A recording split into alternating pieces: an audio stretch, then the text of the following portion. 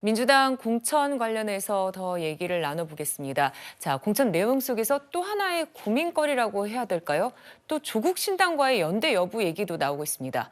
이재명 대표 신당 창당을 선언한 조 전 장관을 향해서 국민 눈높이를 강조하며 거리두기를 또 하는 모습도 보였습니다. 무능한 검찰 독재 정권 종식을 위해 맨 앞에서 싸우겠습니다.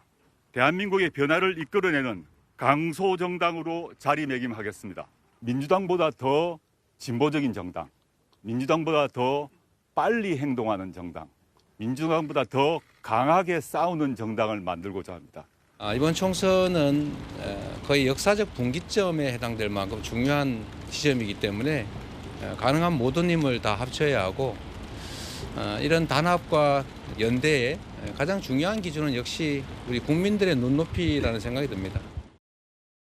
네, 장혁준 변호사님, 현재로서는 민주당과 조국 신당의 연대가 좀 어려워 보이는데 어떻게 판단하십니까? 일단 조금 전에도 봤듯이 조국 전 장관이 무능한 검찰 독재 정권을 끝내야 된다라고 이야기했단 말이에요. 뭐 무능한 검찰 독재 정권이라고 생각하는 사람들이 있을 수 있겠죠. 하지만은 저런 이야기는 누가 해야 되느냐? 깨끗한 사람이 해야 되거든요.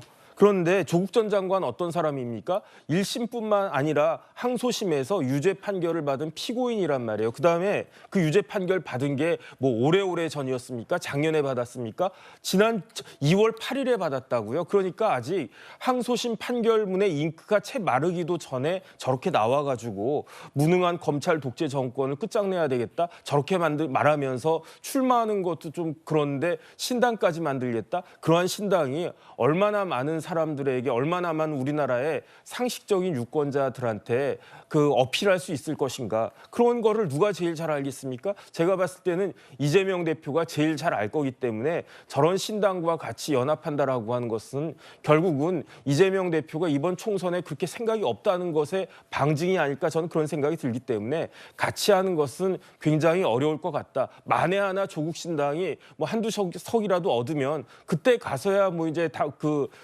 결과적으로 어떻게 뭐 할 수 있을진 몰라도 총선을 치르는 과정에 있어서는 거리를 두는 것이 훨씬 현명할 것이다. 저는 그렇게 생각이 됩니다. 네, 최진봉 교수님, 조국 전 장관의 신당과 민주당과의 관계는 어떻게 될까요, 앞으로?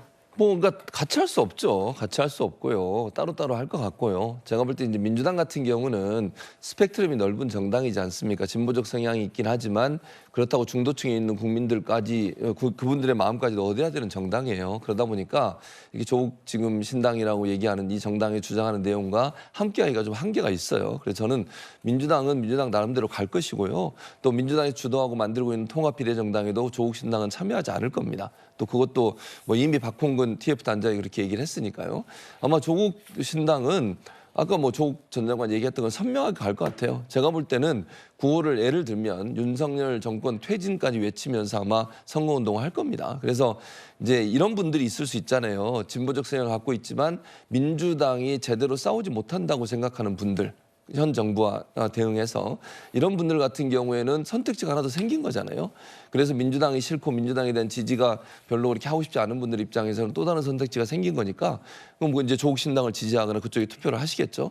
이런 분들을 중심으로 해서 아마 조국 신당은 선거 운동을 하지 않을까. 그런 점에서 약간의 차이가 있고 다만 이제 윤석열 정권에 대한 견제라고 하는 부분에서 공통점이 있기 때문에 따로 하지만 뭐 기본적으로 방향 자체는 같은 방향으로 가지 않을까 그런 생각이 듭니다. 네, 이렇게 야권의 움직임까지 짚어봤습니다.